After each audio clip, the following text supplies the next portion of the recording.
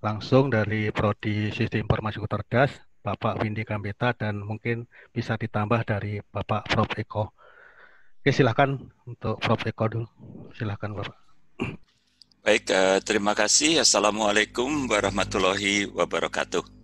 Eh, izin Bapak untuk saya memberikan tanggapan, mohon untuk bisa diberikan izin untuk share screen. Sekarang saya masih Oh, belum bisa share screen. Oh, sekarang sudah. Oke, share screen ya. Sebentar. Sebentar ya.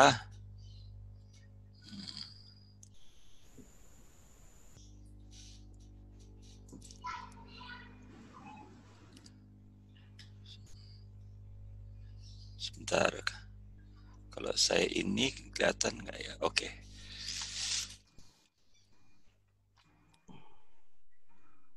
Baik Pak, jadi yang pertama terima kasih atas kesempatannya. Nah, sekali lagi saya ulangi, Assalamualaikum warahmatullahi wabarakatuh. Terus kemudian sebelumnya Pak Subandi, saya boleh tanya beberapa hal sebelum saya memberikan tanggapan? siap Pak. Boleh ya? Oke. Eh, yang pertama yang ingin saya tanyakan adalah di profil lulusan itu apakah merupakan pilihan? Ya Pak, itu Baik di kalau saya melihat profil itu kan harus keharusan Pak, kita ini kan kita desain mungkin apa namanya profilnya sesuai dengan kurikulum yang kita rancang mungkin itu. oke, jadi Diharapkan. artinya begini, artinya kalau andai kata seorang mahasiswa dia akan memilih mata kuliahnya sesuai dengan profil lulusan yang ingin dia peroleh. Apakah demikian, Pak?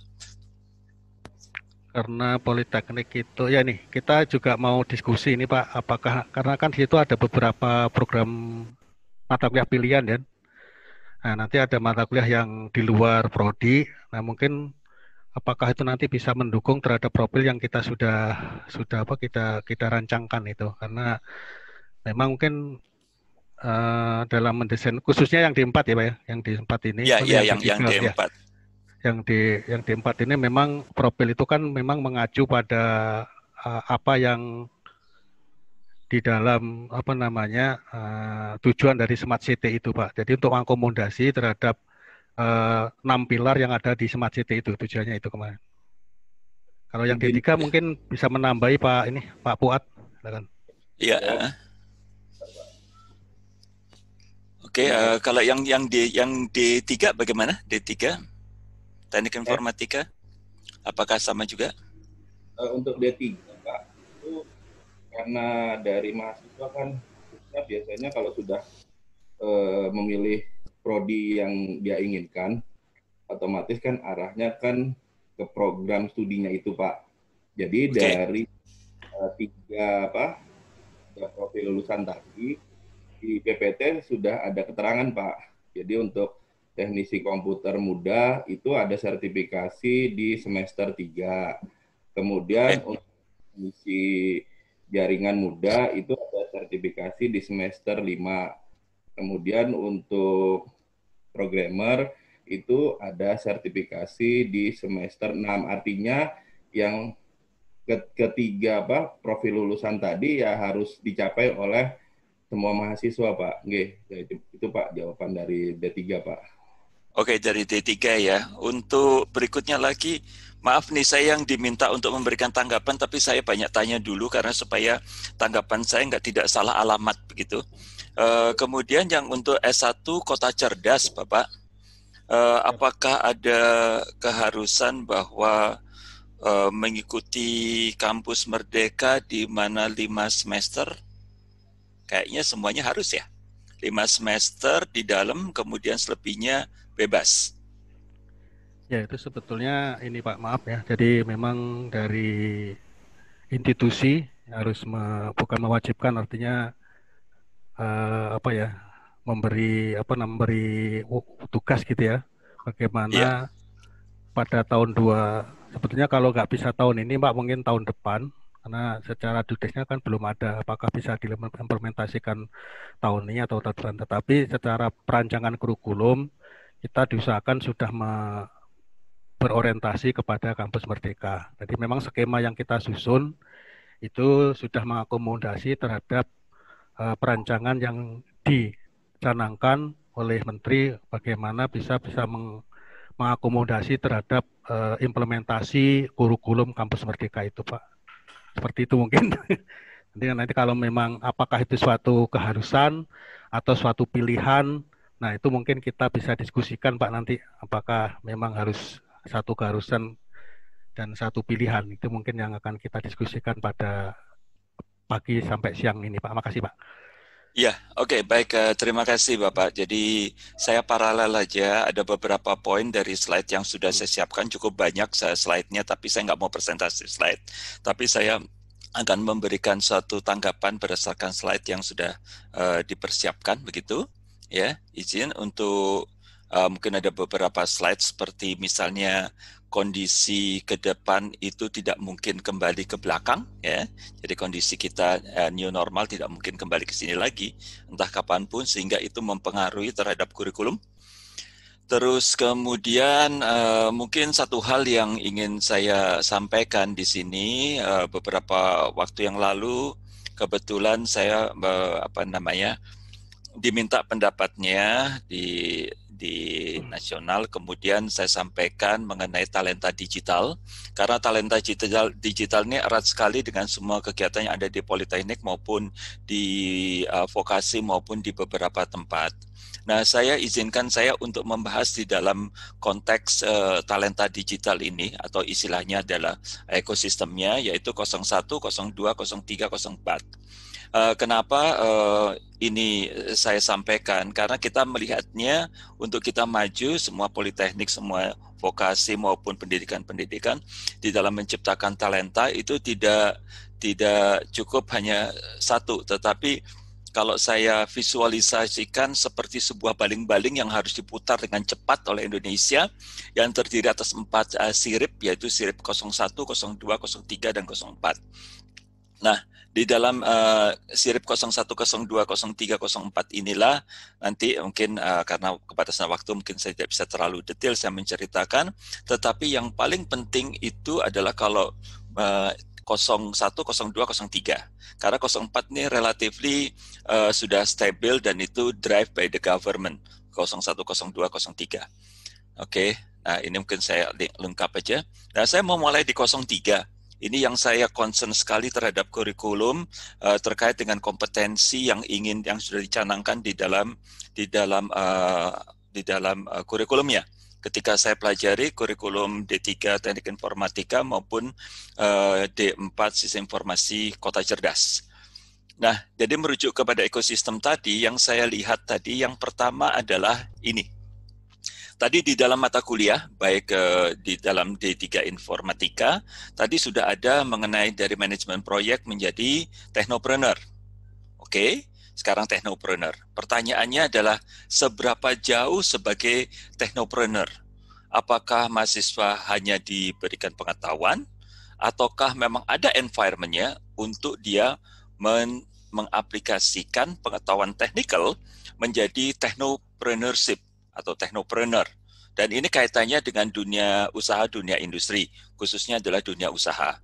Nah, itu tadi yang saya dapat soroti. Kalau saya masih melihat bahwa satu mata kuliah saja.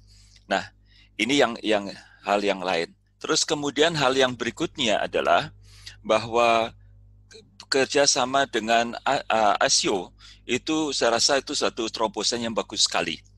Dan pemilihan kota sistem informasi kota cerdas sudah melihat local wisdom, di mana adalah kota yang banyak sungai, atau di Kalimantan memang banyak sungainya, itu adalah memberikan pembeda kepada perguruan tinggi yang ada di tempat lain di Pulau Jawa. Tetapi yang seringkali juga saya kampanyekan, saya sampaikan, tolong kita melihat bahwa lapangan pekerjaan lulusan itu tidak hanya bekerja di sebuah company, Nah, kalau andai kata bekerja di sebuah company, maka akan terjadi pengangguran yang luar biasa di sana. Saya pernah di dalam beberapa, kenapa ini saya kemukakan beberapa tahun terakhir ini, karena saya melihat apa yang dilakukan oleh Kominfo mengenai digital talent scholarship maupun sebuah acara yang pernah saya hadiri di Batam, itu melihat bahwa pendidikan SMK terutama itu adalah menambah tingkat pengangguran dan pendidikan vokasi juga terancam di situ. Karena saya pikir setelah saya telusuri, ternyata target lulusan itu masih kebanyakan adalah ke perusahaan yang memiliki lapangan pekerjaan. Nah, itu berbahaya sekali. Kita di dalam dunia saat ini, itu kita sudah ada yang namanya gig ekonomi. Sehingga kita melihat bahwa dunia usaha, dunia industri itu tidak hanya perusahaan, tetapi kita melalui technopreneur menciptakan dan kemudian melalui gig ekonomi sehingga bekerja tidak selalu harus menjadi pegawai. Nah, ini adalah hal yang tadi yang saya soroti terhadap mata kuliah mengenai technopreneur. Jadi in short ini banyak sekali ya. Kemudian saya skip ini semuanya. Kemudian yang tadi saya lihat di situ bahwa mid-match terhadap sertifikasi sudah jalan. Karena saya lihat di situ ada sertifikasi LSP untuk technical support dan untuk programmer, ada sertifikasi Microsoft, sertifikasi dari ICO. Saya rasa itu sudah mengurangi tingkat mismatch dengan dunia usaha, dunia industri. Itu saya appreciate terhadap proses sertifikasi tadi. Nah, ini sertifikasinya. Ini contoh, beberapa contoh. Nah, terkait dengan kurikulum menuju ke University 4.0. Nah, ini adalah bahaya yang sering sekali terjadi, yaitu kurikulum D3 itu bukanlah kurikulum S1 yang dipenggal. Makanya saya ngambil ilustrasinya seperti ini. Nah, tadi saya pelajari di situ semuanya gitu ya. Komentar saya baik yang untuk D3 maupun yang D4, itu ada masih unsur kegamangan bahwa seharusnya vokasi itu sangat 70% itu adalah praktek, tetapi mata kuliahnya kok masih mencadangkan kalau lulusan itu tidak bisa masuk ke lapangan pekerjaan sesuai dengan apa yang diharapkan dari Politeknik. Nah, ini yang akhirnya terjadilah chicken and egg problem, di mana akhirnya lulusan S1 ditarik ke bawah. Nah, yang berikutnya yang saya lihat juga di situ di dalam kurikulum yang D4, mohon maaf Bapak pimpinan yang ada sini, saya straightforward aja karena saya ingin Poliban itu hasilnya adalah bagus seperti politeknik yang lainnya. Yang berikutnya adalah saya lihat kenapa tadi saya menanyakan profil lulusan yang sangat terlihat sekali di kurikulum yang sekolah sistem informasi Kota Cerdas. Itu kalau andai kata kita lihat, saya sambil melihat kurikulumnya, itu kalau andai kata kita bicara sistem analis, kok kayaknya D4 sama S1 jadi sama gitu. Padahal kita perlu memberikan penguatan yang sangat terhadap untuk D4. Terus kemudian untuk itu kemudian profil lulusan ada 4, sistem analis, data scientist, urban planner, cloud computing. Kok seolah-olah dari situ itu saya menangkap bahwa masih ada kegamangan yang besar terhadap lulusan dari D4 ini mau kemana, padahal sudah bagus untuk memilih Kota Cerdas, gitu ya. Tapi kalau dilihat dengan materi-materi kuliahnya, kayaknya lulusan ini diharapkan warna sebagai Kota Cerdasnya itu hanyalah sebuah warna yang agak kabur karena memang diharapkan bisa bekerja di berbagai macam bidang. Saya ambil contoh aja sistem analis, kemudian saya ambil contoh data scientist. Nah, itu 2 itu sama cloud computing 3-3-nya, kecuali yang urban planner, di mana nanti juga istilahnya itu akan tabrakan nanti dengan planologi, ya, dunia planologi. Tetapi itu sudah ada mulai Kota Cerdasnya mulai kelihatan sebagai kelebihan. Nah, label-label ini yang saya khawatir bahwa penamaan dan judul segala macam itu nanti perlu penegasan lebih tajam lagi di dalamnya. Otherwise, yang akan terlihat adalah kurikulum D4 itu similar atau serupa dengan kurikulum S1. Nah, ini berbahaya karena kita mengharapkan bahwa yang D4 itu betul-betul teknikalnya jauh lebih kuat daripada S1, sedangkan dalam hal konseptual pengembangan ke depannya itu harus bahwa S1 itu memiliki kemampuan lebih besar. Nah, di situ yang membedakan. Oleh karena itu saya gambarkan ini apa namanya, saya mesti merasakan hal tersebut. Mungkin nanti kita bisa berdebat. Ini nanti mengenai kurikulum ini nanti Pak Windy akan bahas. Saya tidak akan membahas. Nah, kemudian hal yang lainnya lagi juga yang penting itu adalah karena kita berada di dalam dunia yang sekarang keadaannya baru, maka ini menjadi penting bagaimana kita menyampaikan tadi ya. Karena kita menyampaikan ada 3 macam dengan menerapkan social distancing dalam menyampaikan perkuliahan. Yang kedua dengan virtual classroom. Yang ketiga adalah yang paling baik adalah e-learning. Oke, itu bisa diambil sebagai satu pemikiran untuk pelaksanaan. Dan kalau saya lihat di dalam kurikulum dengan bersama ASIO, augmented reality dan virtual reality sudah masuk ke sana. Dan it is good. Kalau bisa diperkuat gitu ya, enggak untuk kedua hal ya, sehingga lulusan dari Poliban itu bisa memiliki suatu ciri yang sangat berbeda dengan yang di tempat lain. Itu yang politeknik yang lain, yang penting. Nah, terakhir saya cuma mau singgung satu. Saya kira tadi melihat bahwa ketika seseorang itu dia melakukan PKL. Nah, PKL ini ada persepsi yang saat ini salah besar, yang ini perlu diperbaiki. Nah, biasanya industri itu kalau terima PKL itu seolah menjadi beban. Padahal di negara-negara maju, industri mencari PKL. Dan mereka diminta untuk bekerja secara waktu penuh, dan industri membayar atas effort tadi. Sehingga siswa itu senang karena betul-betul bekerja. Nah, di samping di situ untuk mempersiapkan, mungkin satu konsep yang ingin saya share di sini adalah konsep teaching factory. Teaching factory, terutama khususnya untuk di bidang perangkat lunak atau software product line engineering. Ini juga mungkin bisa menjadikan satu pemikiran. Saya ambil contoh misalnya dari Politeknik Batam. Politeknik Batam bikin teaching factory microelectronics. Di politeknik yang lain, teaching factory-nya beda. Nah, di dalam teaching factory tentunya ada peralatan di manufaktur yang taruh di dalam. Nah, bagaimana dengan kita dunia perangkat lunak, sistem informasi, dan sebagainya?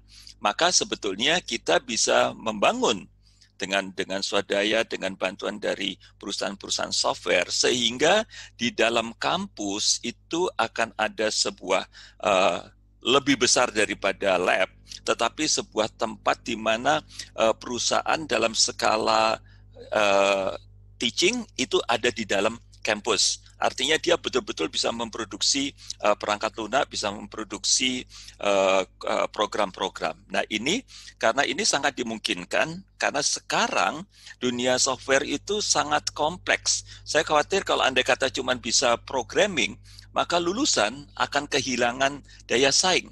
Padahal kita sekarang sudah bicara DevOps, kita bicara dengan structure dan proses yang seperti ini. Kita kenal ada development server, kita punya staging server, production server. Nah, mereka itu semua kalau andai kata ada di dalam kampus, maka bisa melakukan praktek secara lengkap. Oke, ini adalah detailnya nanti, karena kita bisa mempergunakan pendekatan seperti dalam manufacturing tetapi di dalam dunia software untuk teaching factory. Nah, ini juga mungkin dalam rangka kampus merdeka itu akan bisa menjadi sebuah alternatif, ada sebuah solusi untuk meningkatkan praktek. Ya, dan dimungkinkan dengan teaching factory dalam dunia software itu dilakukan secara remotely mereka yang terlibat, dan itu sangat cocok dengan pola yang sekarang ada di menghadapi COVID. Itu tadi mungkin beberapa tayangan secara cepat, kemudian beberapa program yang saya lihat dari apa yang ada di sini, ya, dari dari dua paparan tadi mengenai D3 Sistem Teknik Informatika dan S1 Sistem Informasi Kota Cerdas. Oke, baik, nanti tentunya kita akan bisa berdiskusi lebih panjang lagi. Jadi itu adalah saya mencoba untuk memberikan tanggapan dalam konteks paparan yang tadi yang panjang, tapi saya hanya ambil beberapa slide saja untuk keperluan saya melihat ke sana. Jadi sekali lagi Pak Subandi, secara umum saya masih merasakan di kurikulum yang baru ini, baik di dalam D4 maupun D3, kok kalau dilihat dari apa yang ada di kurikulum, itu masih ada satu kegamangan terhadap lulusan, khawatir kalau andai kata terlalu kuat di dalam satu technical, di dalam satu aspek, maka lulusan akan menjadi kehilangan mengenai keterbatasan dalam dunia kerja, padahal yang tadi saya sampaikan bahwa dunia kerja tadi ada 3 kelompok besar, yaitu kelompok yang pertama adalah memang company seperti sekarang, kemudian yang kedua itu adalah technopreneuring, sama yang ketiga adalah kita berada di dalam gig economy. Jadi orang bisa bekerja terutama adalah di dalam dunia software. Saya rasa itu dulu Pak Subandi, tanggapan yang dapat saya berikan untuk sementara waktu ini. Terima kasih Pak Subandi. Oke, terima kasih Bapak Prof. Eko. Mungkin